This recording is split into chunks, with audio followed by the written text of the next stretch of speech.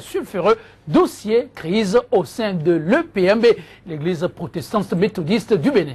Dimanche de Pentecôte, une journée qui aura révélé que le ver est dans le fruit. Les fidèles de l'aile conférence du temple de Béthanie venus pour le culte dominical se sont retrouvés nez à nez, non avec le pasteur, mais avec des caisses à gaz lacrymogènes, des matraques et godasses. Les propriétaires des objets, ils étaient bien là, en chair et en os. Des policiers en nombre impressionnant, prêts à tout mettre, sans dessus-dessous, à la moindre insubordination. Des intrus en apparence sur les lieux, mais s'il n'en était pas un, en la vérité, car commis par un huissier de justice, celui de l'aile EPMB Synode, pour faire respecter une décision de justice. Pour un dimanche de fête, en croit les fidèles, le tableau était bien lugubre et des plus désolants. Le spectacle offert au monde entier en valait-il véritablement la peine? Pourquoi faire obstruction à l'exécution d'une décision de justice? Le dialogue, l'âme fatale de résolution des crises, serait-il dans les passes au sein de l'église protestante méthodiste du Bénin? Les porte-voix des deux ailes en conflit pour lever un coin de voile sur ce qui foncièrement divise les frères d'hier devenus antagonistes, mais pas des ennemis. En tout cas, mais avant de leur retrouver, leur donner la parole, l'actualité vue par les tabloïds dans leur parution du jour, c'est la revue des titres dans un instant. Et pour cette rubrique, nous nous retournons vers qui, vous savez, Kodjovia Metonou, déjà prêt à nous livrer le point de sa moisson. Kodjovia Metonou, bonjour. Bonjour Joël Yetoji, bonjour également aux amis téléspectateurs de Sika TV. Ce long week-end de Pentecôte, ça s'est ressenti à la une des confrères. Bon, c'est du moins ce qu'on peut noter. J'ai qu'à se tenir à ce que nous avons comme moisson ce matin. Moisson suffisamment maigre, c'est la preuve que les gens ne sont pas encore totalement revenus des week-ends. On peut y aller très rapidement d'ailleurs. Avec ce que nous avons, on démarre avec Actu Express qui, parlant de réforme, réorganisation de la filière bois au Bénin, écrit que le syndicat de l'ONAP salue la diligence du gouvernement Talon.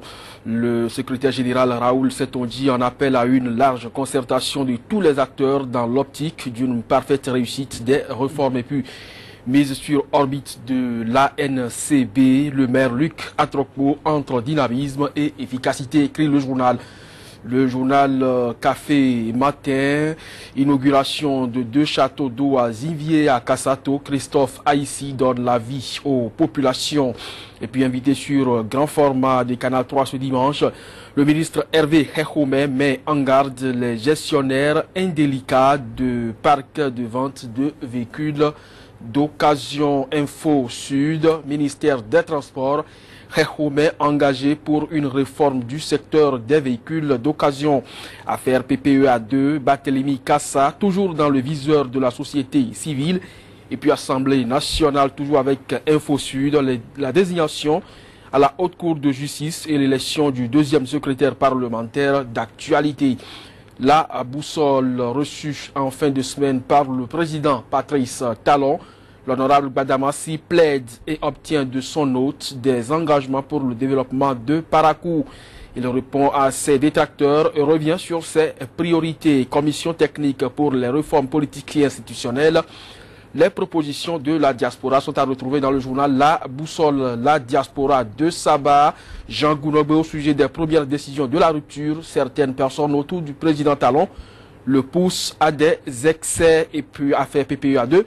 Barthélémy Kassa, toujours dans le collimateur de la justice. La Nouvelle Tribune, rapport 2016 du cabinet d'audit Ernst & Young sur l'attractivité de l'économie en Afrique, la compétitivité de l'économie béninoise reconnue grâce aux réformes structurelles de Yahi. Affaire PPEA 2, la NLC décidé à faire la lumière sur le dossier. Puis l'économiste, bien sûr le quotidien L'économiste, pays les plus attractifs en investissement en 2016, le Bénin classé 19e en Afrique. Nord-Sud quotidien, affaire PPEA 2, Barthélémy Kassa, toujours sous menace. Et puis investissement, le Bénin parmi les 20 pays africains les plus attractifs. Nouvelle expression pour terminer. Réforme politique et institutionnelle, le mandat unique à l'ordre du jour. lire l'interview de Karim Tchabissika, vice-président de la commission des réformes. Joël Yitondi, ce sera donc tout pour la une des journaux pour le compte de ce matin. Merci Kodovia Metonou, on se dit à demain. Tout à fait. Merci bien à vous, l'aventure se poursuit donc demain avec Kodovia Metonou. Place à présent au plateau proprement dit. Au menu, la crise au sein de l'EPMB, l'église protestante méthodiste du Bénin. Le débat matinal, c'est juste après cette bande annonce. Sika TV fait désormais escale dans chacun des pays africains. Escale numéro 1, le Bénin.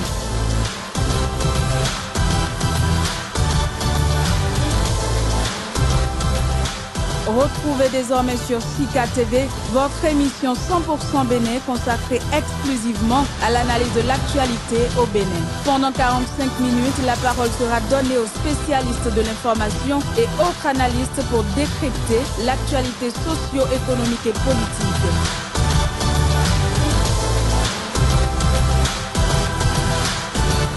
« 100% Bénin, c'est du lundi au vendredi sur Sika, le vrai visage de l'actualité en Afrique.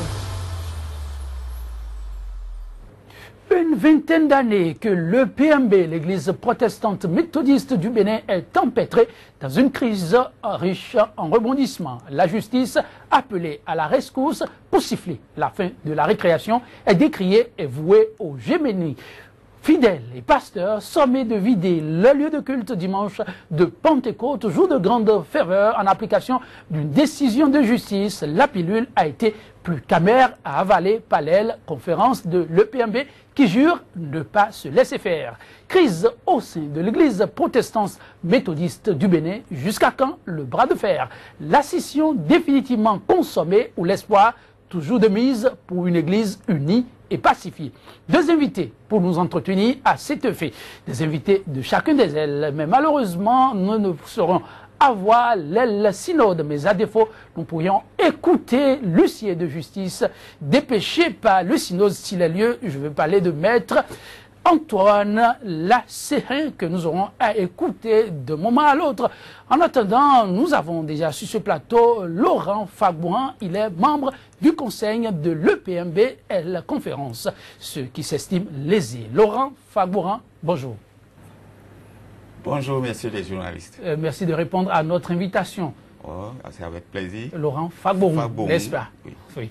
Donc, merci d'être avec nous en face de lui pour poursuivre le débat. Nous avons notre confrère de la matinée. Je vais nommer, vous le voyez déjà, il s'agit de lui, on ne le présente plus, Monsieur Dabolino. Comment allez-vous? Oui, bonjour Joël Yitondi, bonjour chers téléspectateurs. Je vais super bien. Très bien même. Ouais. Ça fait plaisir.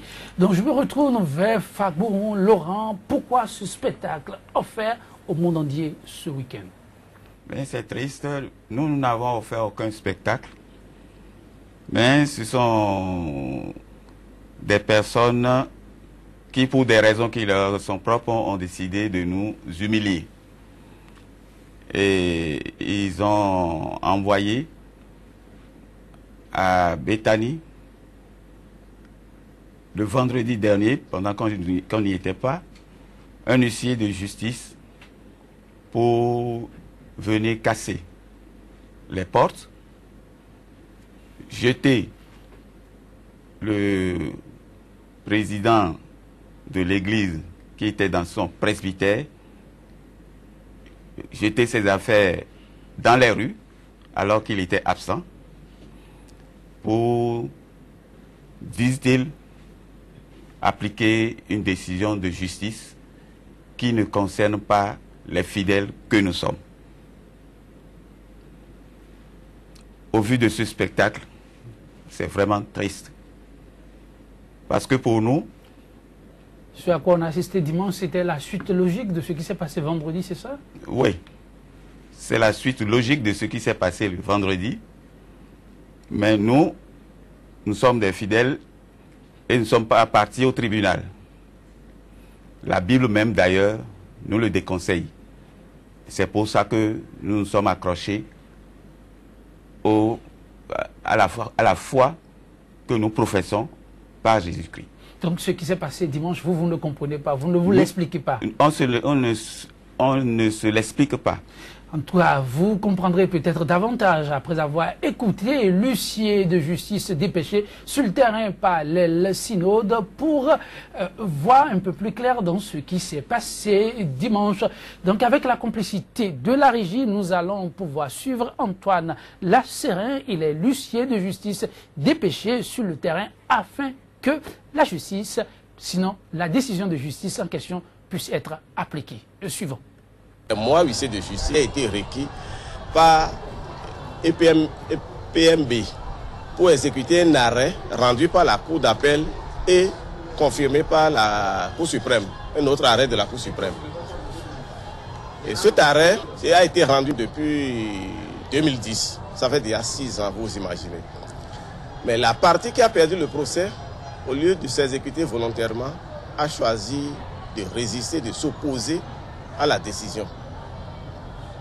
Toutes les tentatives de négociation pour que la paix puisse revenir ont été vaines. Et quand c'est comme ça, et comme force doit rester à la loi, nous sommes passés à l'exécution forcée le vendredi dernier. Dimanche, jour de Pentecôte, il doit y avoir le premier culte dans le temple de la Béthanie qui constitue le siège en fait. Mais malheureusement, mes clients ont constaté qu'avant leur arrivée, le camp adverse a organisé un groupe pour perturber le culte. On a été obligé de faire recours aux forces de l'ordre qui ont repoussé ce groupe. Et malheureusement, en repoussant, donc, certains fidèles, on ne peut pas savoir qui est... On ne peut pas laisser les autres. Alors, donc, ils ont été obligés de vider le temple. Et on a permis aux choristes et aux pasteurs de faire la prière dedans. Parce que le groupe qui perturbait le culte était là. On a été obligé de les mettre à la porte. Je crois que nous aurons plus revenir parce qu'une décision reste une décision de justice. Et la décision de justice se respecte. Si quelqu'un prend le risque de vouloir s'opposer à une décision de justice, bon, il subira la rigueur de la loi. Je crois qu'ils vont comprendre, ils vont se calmer. Laurent Faboron, l'arrêt en question, est-ce que vous en avez eu connaissance ou non? Nous avons eu connaissance de l'arrêt. Mais l'arrêt concerne l'ancien président de l'Église, Moïse Sagbohan. L'arrêt ne concerne pas les fidèles. Il faut que ce soit bien compris. Vous lisez l'arrêt, c'est écrit affaire Moïse Sagbohan. À partir de ce moment, les fidèles ne se sentent pas concernés. Moïse Sagbohan, c'était l'un des pasteurs, sinon un responsable de l'Église. Oui, c'était le responsable de l'Église. De ce point de vue, l'Église est aussi concernée. Parce que c'est dans ses attributions que l'affaire a été portée devant la justice. Oui, d'accord, l'affaire a été portée devant la justice. Mais nous, en ce temps-là, nous avions dit que l'affaire de l'Église ne se traite pas au tribunal. Et ça, c'est la Bible qui nous le recommande. Qu'il faut faire des échanges entre nous. Moïse Sagbohan, le moment venu, va partir. La preuve, il n'est plus là. Aujourd'hui, il n'est plus là. Donc, les fidèles ont continué leur adoration dans le temple.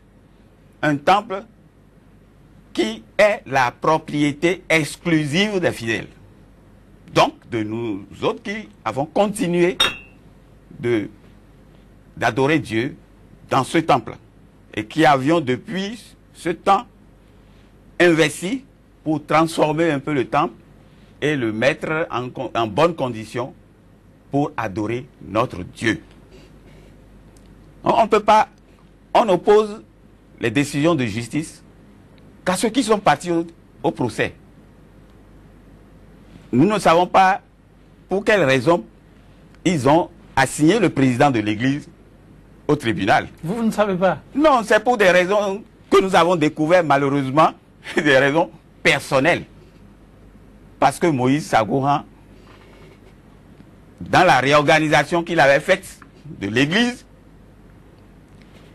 n'a pas attribué des postes à certaines personnes, n'a pas laissé certaines personnes gérer certaines institutions de l'Église comme il l'aurait souhaité. Donc, nous, on ne savait pas que ces réformes, ces petites réformes qu'il avait faites, avaient suscité des mécontentements, susciteraient des mécontentements. C'est ce qu'on a découvert par la suite, justement. Donc, c'est pour des raisons personnelles. Et là, mais l'Église n'est pas concernée. Comment voulez-vous que des fidèles qui viennent juste pour adorer, non, pour adorer un pasteur, fut-il président? Mais ils ne viennent pas. Si l'Église n'est pas concernée, l'huissier de justice ne va pas se présenter sur les lieux avec les forces de l'ordre. S'il est venu, c'est parce que l'Église est concernée. Lisez bien l'arrêt. Et que stipule déjà l'arrêt? Mais l'arrêt demande à ce qu'ils évacuent Moïse Sagbohan. Moïse Sagbohan. Et les pasteurs qui lui sont fidèles, et ils les ont cités. Moïse Sagbohan, qui n'est plus là actuellement. Arnold Lossou, qui est mort. Et Bétomé Alphonse, mais qui n'est plus au poste. Mais c'est eux et les évangélistes, disent-ils, qui étaient attachés à Moïse Sagbohan. Oh, Moïse Sagbohan n'étant plus là, mais à qui on va appliquer? Sur qui on va appliquer l'arrêt? Pas sur les fidèles qui ne sont pas partis au tribunal. Mais c'est clair. Et les fidèles disent, mais de grâce, nous avons évolué déjà pour avoir d'autres organes de décision, et principalement l'organe de décision qui s'appelle conférence.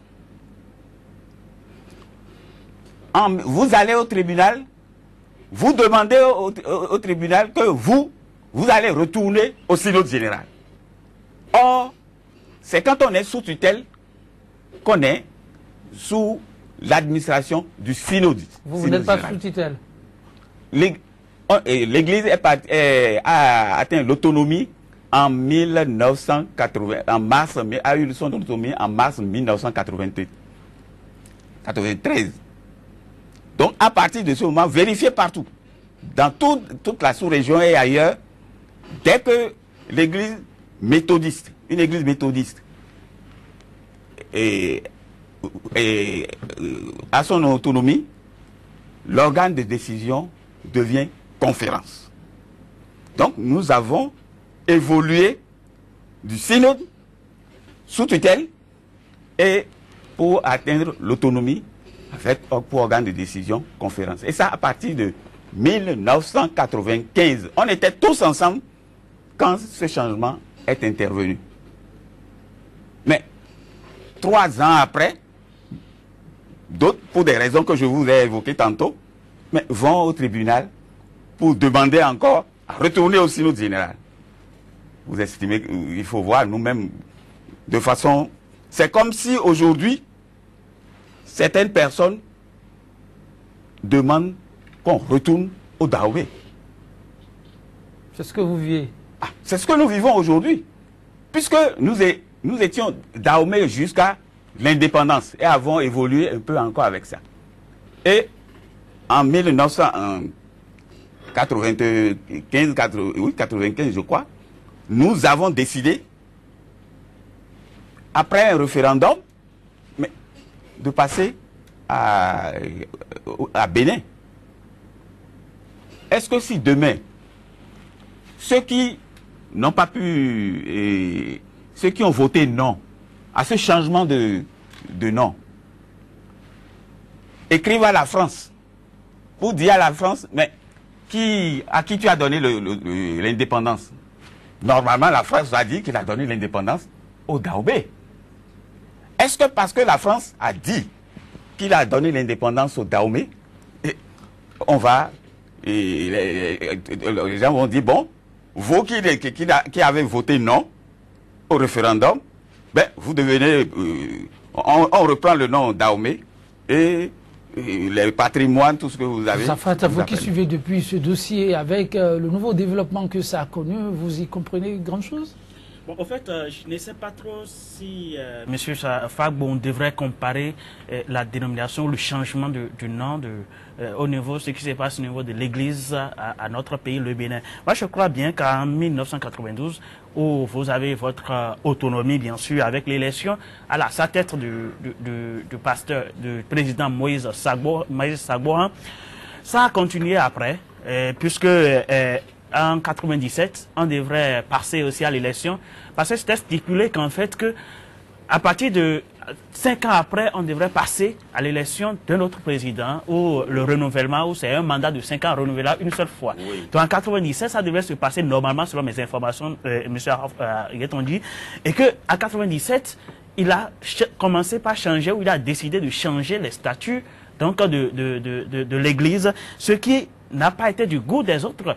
Et ça a conduit, ils ont saisi le tribunal, et quand ils ont saisi le tribunal, le 7 juin 1999, le tribunal a rendu une décision, un jugement, le jugement numéro 32, et qui stipule qu'en fait que le tribunal a annulé les nouveaux statuts donc, que vous devriez adopter avec l'aile Moïse Sagbo en 97 lors de votre conférence au synode à Dassa.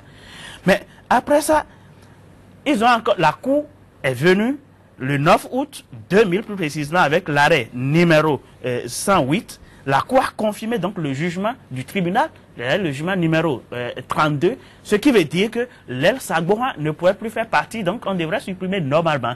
Et là, ce n'est plus la personne de Moïse Sagbo. Il s'agit de l'Église tout entière, puisque le 27 novembre 2000, il y avait eu une nouvelle demande d'enregistrement de l'Église protestante méthodiste, votre conférence au niveau du ministère de l'Intérieur.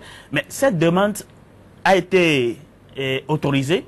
Donc, ils ont compris, le tribunal a compris, bien sûr, selon les informations que le tribunal a compris, qu'il faut quand même revenir sur la décision et donner raison. Et ils ont donné raison à l'autre, c'est-à-dire à l'Agbada ou les synodes là en question. Donc, ils sont revenus et en décembre 2000, le jugement, par jugement numéro 181, le tribunal de première instance de Cotonou a débouté ceux qui ne voulaient pas déguerpir les installations, c'est-à-dire Moïse Sagbo et consorts et tout le reste là. Donc, le tribunal est encore revenu en décembre 2000. Mais l'affaire a évolué en 2013. Le 13 juillet en 2006, avant 2013 bien sûr, la chambre administrative donc, de la Cour d'appel a annulé le récépissé portant l'enregistrement de l'Église protestante méthodiste conférence au niveau du ministère de l'Intérieur. Ce qui veut dire que légalement, ça n'existe plus. Donc depuis 2006 jusqu'à ce jour, l'Église ne fait que fonctionner dans l'illégalité dans le pays. Et normalement, les autorités devraient prendre leurs responsabilités et qu'on devrait passer à autre chose. Maintenant, ce qui gêne peut-être, ce qui me gêne particulièrement moi, avec toutes ces décisions, avec tous ces jugements, pourquoi l'aile Sagbo, Moïse, n'a pas pu quand même avoir autre chose que de rester collé, puisque il était aussi accusé du fait qu'ils occupaient toujours le presbytère. Il avait tout le monde là qui était, et ce n'était pas du goût des autres là, et que les pratiques sont pratiquement les mêmes, vous permettez la tautologie, mais on n'arrive quand même pas à avoir l'essentiel. Et l'essentiel, c'est que vous vous conformiez à ce qui a été dit en 92, c'est-à-dire l'élection d'un président, 5 ans renouvelable une seule fois. Mais ce n'a pas été le cas jusqu'à aujourd'hui, jusqu'à ce que nous puissions assister à l'événement du dimanche passé. Donc je crois qu'en fait que ce qui s'est passé, c'est pratiquement l'exécution, comme l'a dit Lucie tout à l'heure dans l'extrait que vous nous avez joué, l'exécution d'une décision de justice qui est déjà en cours. Et moi, ça m'étonnait beaucoup du fait que les fidèles et que M. Fagbo aussi ne soient pas au courant de cette décision. Mais c'est un conflit qui dure depuis près de 20 ans déjà. Donc c'est normal que vous soyez fidèle ou pas, et que, voyant déjà votre rang également, vous devez être quand même en mesure d'être au courant. On dit encore, nul n'est censé ignorer la loi. Et c'est une décision qu'on a rendue sur votre église, sur votre parole, sur ce que vous adorez, ou sur ce que vous tenez cher, quand même si c'est Dieu que vous adorez, mais à votre niveau quand même. Donc, vous devez être en mesure.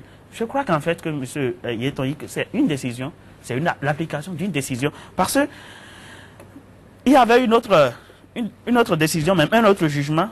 Ça, je vais vous le lire, c'est le 21 octobre 2010, avec l'arrêt numéro 186 de la Cour d'appel, qui confirme le jugement donc de déguerpissement des filles ou des responsables de l'église qui se dit l'église protestante méthodiste du Bénin conférence, le déguerpissement des lieux et de vider le presbytère et de libérer le presbytère. Oui, ça n'a pas été le cas. Vous en dites quoi?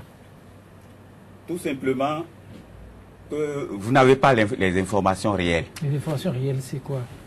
L'information réelle, c'est que d'abord, nous n'allons pas à l'église pour adorer Moïse Sagboan.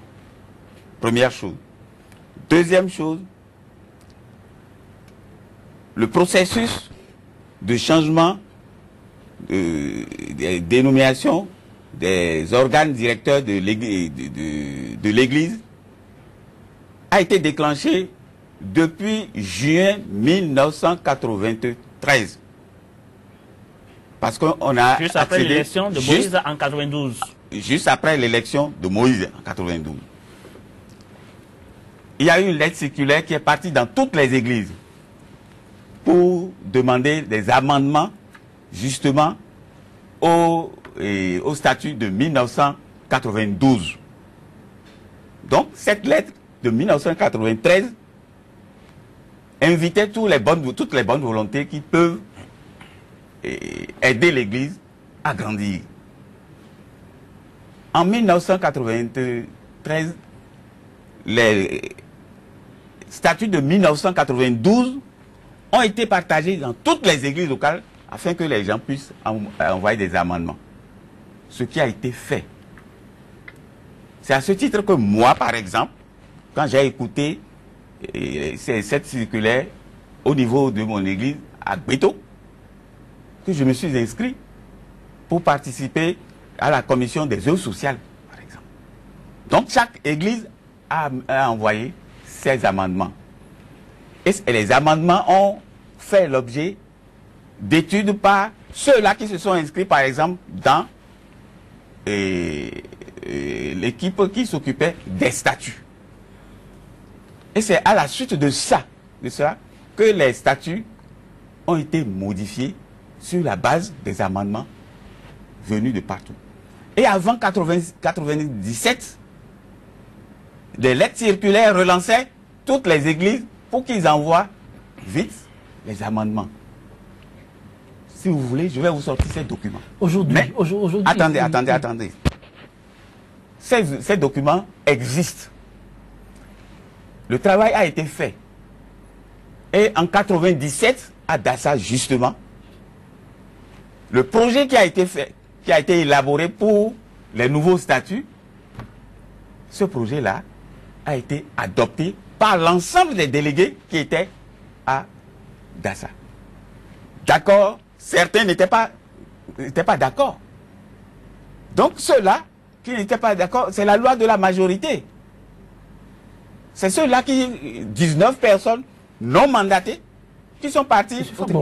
Je ne voudrais pas que vous soyez surpris par le temps, parce que ici, c'est une question de temps. Oui. Alors, allons à l'essentiel. Il se trouve que ces 19 personnes ont porté l'affaire devant la justice. Oui. Faute d'entendre en votre sein. Aujourd'hui, il y a l'huissier qui est en train de faire respecter une décision de justice, comme vous l'avez observé. Oui. Alors, que va-t-il se passer demain? L'huissier de justice dit qu'ils ont essayé même un règlement à l'amiable et qu'on n'avait pas été ouvert à cela. C'est faux. Le règlement à l'amiable, nous avons dit que nous ne sommes pas partis au tribunal. L'Église, c'est l'ensemble des fidèles animés par l'Esprit de Dieu. C'est ça l'Église. Ce ne sont pas les bâtiments, les presbytères et autres. Et les bâtiments, les presbytères sont propriété des fidèles. Ce n'est pas la propriété d'une direction centrale de l'Église. Non. Ce n'est pas la propriété d'une direction centrale de l'Église. Et à partir de ce moment, les fidèles qui ne se sentent pas concernés par les décisions de justice, mais souffrent qu'ils disent, nous ne pouvons pas nous soumettre aux décisions de justice qui ne nous concernent pas. C'est le véritable problème. Vous continuez de dire que ça ne vous concerne pas. Ça ne nous concerne pas. Ça ne nous concerne pas. Je le soutiens. Parce que les décisions de justice ne s'appliquent qu'à ceux qui sont partis au tribunal. Donc, les 19, qui pour des raisons qui leur sont propres, ont assigné Moïse Sagboan. Oh, Moïse Agbon n'est pas là. Donc on ne peut pas venir appliquer une décision de justice pour ceux qui ne sont pas contre ceux qui ne sont pas partis au tribunal. Donc c'est deux choses différentes. Ça, il faut que le monde le sache. Et ça, personne ne peut nous le contester, ça. C'est un fait, mais aujourd'hui, à quoi peut-on s'attendre? Parce que vous êtes campé sur votre position, les autres aussi, et l'huissier de justice entend faire respecter la décision de justice. Alors, à quoi vraiment va-t-on assister? L'huissier de justice est dans son rôle. Il est dans son rôle par rapport à ceux qui sont partis au tribunal. Par rapport à ceux qui sont partis au tribunal. Mais pas par rapport aux fidèles qui ne sont pas partis au tribunal. Et ça, il faut que les gens le comprennent. Nous avons tout fait. Nous sommes même partis au Nigeria, qui nous a dit, le prélat nous a dit là-bas, que les décisions, les problèmes de justice, les problèmes de l'Église ne se règlent pas au tribunal. Et que eux-mêmes, ils ont eu ce problème-là là-bas. Ils sont partis au tribunal, mais les juges du tribunal on dit qu'ils ne s'occupent pas des problèmes de l'Église, parce que l'Église divise nécessairement. L'Église divise.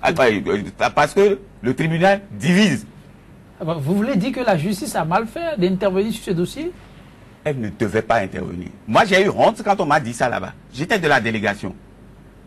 Le prélat a dit, mais vos juges, comment ils peuvent se mêler du problème de la foi? C'est pas possible. Face à cette situation, est-ce à la justice de se retirer ou aux responsables de se revoir? En fait, d'abord, la justice est saisie par un groupe.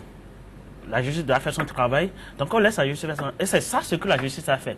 Maintenant, quand M. Fagbon parlait, par exemple, de la médiation du prélat du Nigeria, oui. Et parce qu'en fait, moi, je ne sais pas si nous avons les mêmes informations ou M. Fagbon est venu juste pour nous éclairer ou autre là.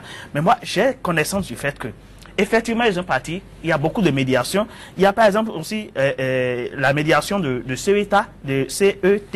la communauté des églises, CETA, oui. de toute l'église CETA. Oui. Et également la médiation de CEVA, qui est la communauté d'églises en mission et autres là, avec l'implication du prélat du Nigeria. Oui. Mais ça n'a pas marché puisque votre aile, bien sûr, l'aile Moïse Agbon est resté campé sa position. Parce qu'il paraît que, selon les informations que moi j'ai reçues personnellement, qu'on a appelé les deux camps, ils ont négocié avec les deux camps, mais l'aile Moïse Agbon est resté sur sa position et a dit non, nous voulons garder. Mais quand M. Fagbon parlait également du fait que... Ils veulent garder quoi? Qui veut garder leur dénomination et continuer à vivre avec les statuts pour un président... C'est effectif? Non, vous permettez, pour un président jusqu'à la retraite. Ça fait partie aussi des trucs. Et quand le monsieur parlait tout à l'heure que la décision ne concerne pas les fidèles, mais je prends un exemple, hein, vous êtes dans une famille, vous avez un chef famille, et à base de vos traditions et autres, là, vous avez un problème ou une situation avec une autre famille. Quand on prend le chef famille, ça dit ça vous concerne directement. D'office, ça vous concerne. Et moi, je crois que c'est le même cas ici. Quand on prend le président, qui était Moïse Agbon, qui n'est pas là aujourd'hui maintenant, mais qui a semé tout ceci, quand on prend la personne de Moïse Agbon en tant que président de l'église protestante méthodiste, c'est-à-dire les fidèles sont impliqués, puisque vous êtes toujours dans son aile, vous êtes dans la conférence, vous allez là-bas. Et près de sur les 175 ou 174 stations ou paroisses de l'église, c'est que vous en avez pris une bonne partie. Et là, oui, justement, et là maintenant, pour revenir à votre question, je crois qu'ils adorent Dieu. Et comme l'a dit tout à l'heure M. Fagbon, Dieu est souvent source de conflits dans d'autres pays, mais on ne voudrait pas que ça arrive au Bénin. Je crois qu'en fait, avec ce qui s'est passé le dimanche passé, ils peuvent quand même trouver de consensus. Pourquoi pas ne pas revenir? Pourquoi ne pas redéfinir encore les statuts pour partir sur de nouvelles bases? Laurent Fagbon. Justement, et depuis le président Kérékou, cette démarche a été engagée. Le président Yahi Boni nous a reçus également et nous a demandé de faire une feuille de route pour aboutir à la réconciliation. Ce que nous avons fait, et il nous a demandé de le lui envoyer, ce qu'on a fait, qu'il va la transmettre aux autres, à l'aile synode générale. Mais l'aile synode générale a reçu effectivement cette feuille de route. Nous étions entrés en négociation au point où on devait faire l'échange des feuilles de route de chacun quand, quelques jours avant la date prévue, mais ils viennent encore pour nous dire qu'ils ont gagné quelque chose au tribunal. Le jugement, l'arrêt de 2010 dont vous parlez, c'est ça qui a encore bloqué les choses. On a dit, mais on était sur la bonne voie. Et à plusieurs reprises, les autorités leur ont demandé, mais quelle est votre réaction par rapport à la feuille de route que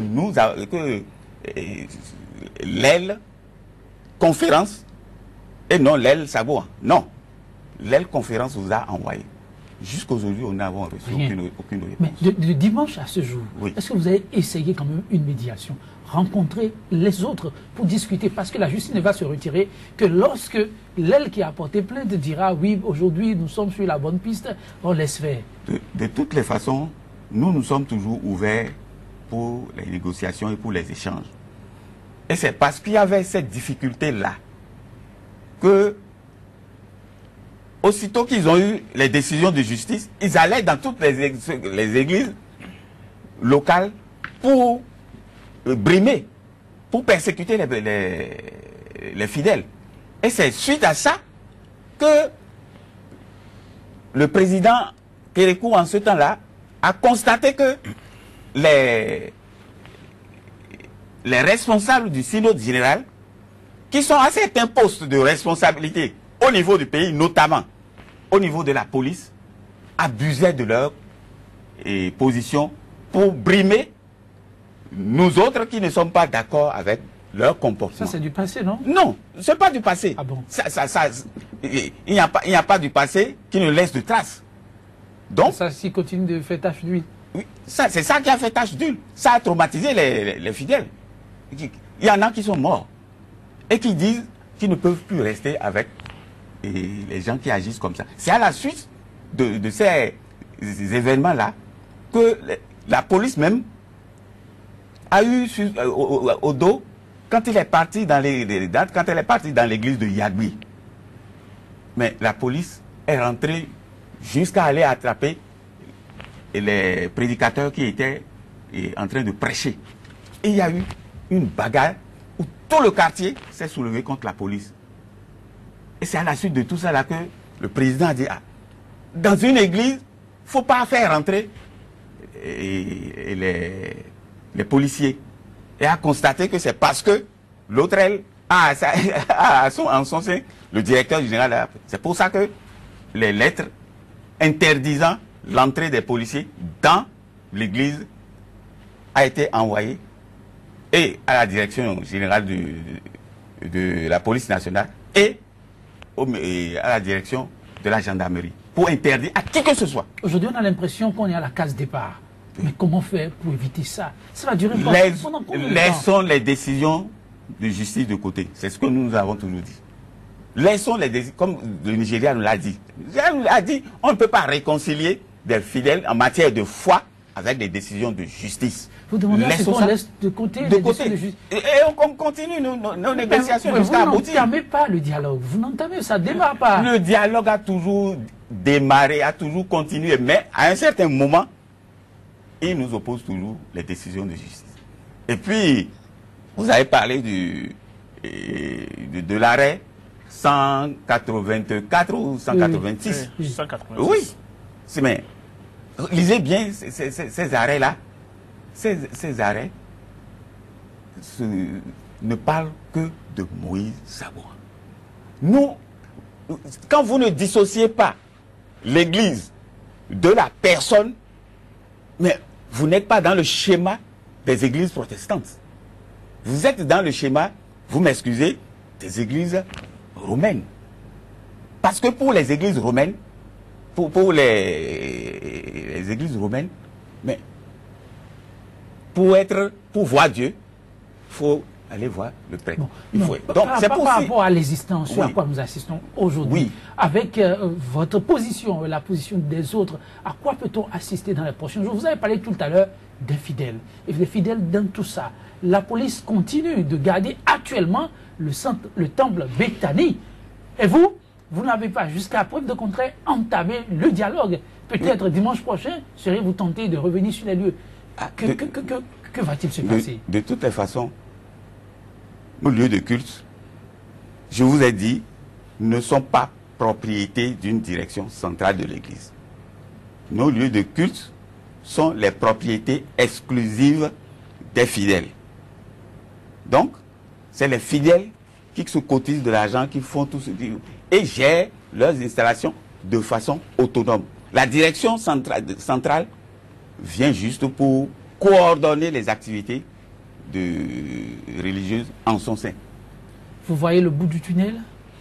Oui, je vois le bout du tunnel si déjà les deux camps peuvent s'entendre. Oui, si ce n'est pas pas de le problème. cas, si déjà jusqu'à présent, 72 heures après, il n'y a pas une démarche, ni au niveau de l'aile conférence, ni au niveau du synode général, et qu'aujourd'hui nous sommes le mardi, et qu'il y a un autre culte qui se pointe dans quelques jours, mais on est aussi tenté, comme vous l'avez dit, que les fidèles puissent se rendre dans ce temple pour adorer les dieux. Oui. Mais qu'est-ce qui va encore se passer, puisque les gens vont toujours, la police va toujours assiéger les lieux, disant toujours appliquer une décision de justice. Je pense que, comme je l'ai dit tout à l'heure, les églises ou les confessions religieuses sont beaucoup plus au cœur des conflits dans d'autres pays, et on ne voudrait pas que ça arrive, parce que ça commence toujours comme ça. Ça dure depuis 20 ans. Aujourd'hui, ça prend une autre tournure, ça prend d'ampleur. Qu'est-ce que demain on réserve? On ne le sait pas. Mais d'office, moi, je pourrais déjà demander que le dialogue puisse être vite entamé pour qu'on puisse retrouver la paix au niveau... Puisque là, ce sont les fidèles qui pèdent, qui sont là maintenant en train de dire nous sommes victimes de telles décisions, mais il faut alors s'entendre pour Laurent que l'État Fabon, à quoi peut-on assister dans les tout prochains jours? Que promettez-vous aux fidèles très rapidement? Le temps est complètement parti. Je promets que tout rentrera dans l'ordre si on ne nous oppose pas les décisions de justice. Il faut aussi essayer de ne pas tirer trop sur la ficelle. Lorsque on se serait invité pour le dialogue, maintenant pour mettre tout bas la terre, comme on le dit, et reprendre les réflexions, nous... Une église pacifiée pour le dimanche prochain, possible? Ah, c'est possible. C'est possible s'il y a de la bonne volonté. C'est tout le bien qu'on peut souhaiter à l'Église, mais vous l'avez constaté, difficile de tirer comme conclusion que la page de la crise est définitivement tournée. 100% Bénin. Lentement mais sûrement, nous tournons la page pour l'émission, le numéro de ce jour, en compagnie d'Eman Van Roupi sur cette citation. Derrière toute crise, il y a un monde qui change et qui ne sera plus jamais comme avant. Seul compte le TAT pour pouvoir colmater les brèches. Mesdames, Messieurs, excellente suite de journée à vous en notre compagnie. À demain pour notre numéro de 100% Bénin.